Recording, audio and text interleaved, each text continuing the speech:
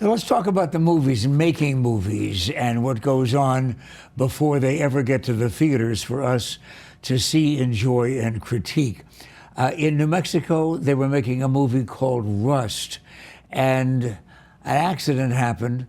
It was hard for me to believe, and sometimes I can get close to the movie industry, mostly because of my friend Ed Vanderlee, who was a stuntman, now a producer, a writer, actor, and occasionally a stuntman. Yes.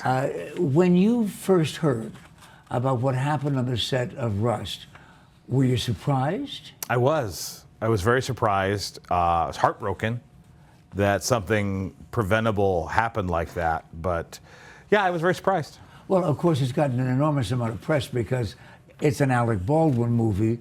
Probably if there were no major names in the film, it would have been somewhere in the newspapers and in the Hollywood Reporter and then gone. But this has continued. Did you find yourself, though, reflecting on whether the rules for weaponry on a movie set in New Mexico are dramatically different than they are in Arizona, where you make movies?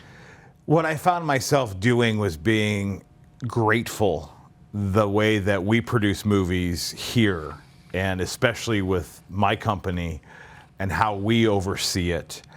I don't know if the rules are different in New Mexico. I've never shot a film in New Mexico, but I know with my movie sets and my partner in this, we're very strict. Being from a stunt background, we have an assigned armorer with a long background.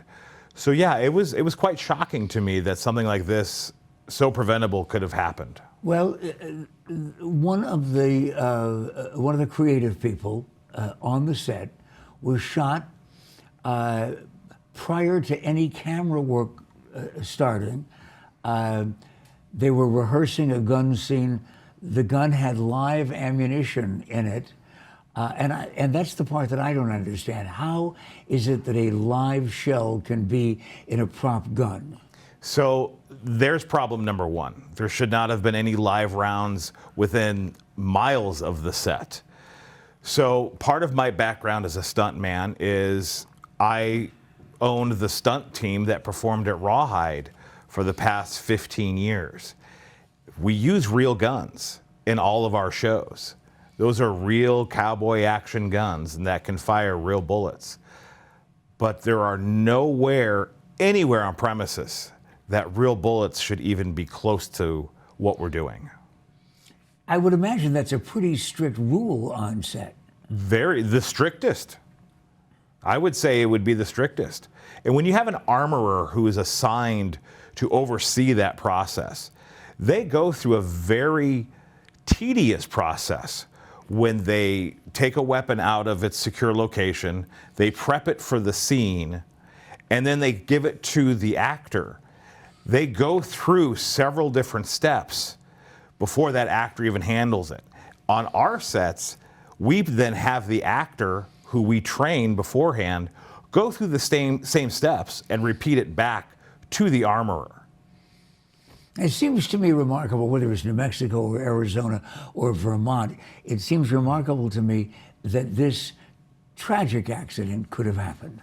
Oh, completely. And from my understanding, there were reports of safety issues on that set since the get-go.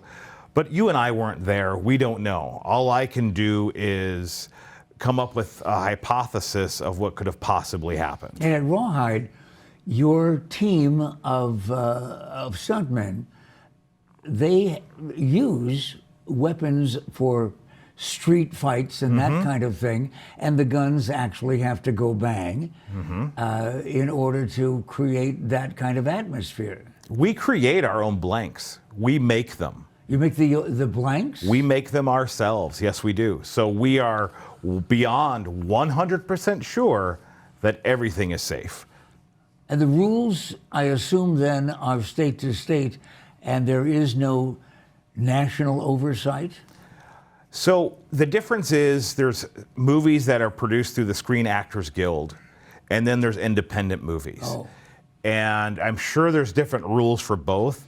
I deal in the independent industry, so it's much more, each production has their own responsibilities.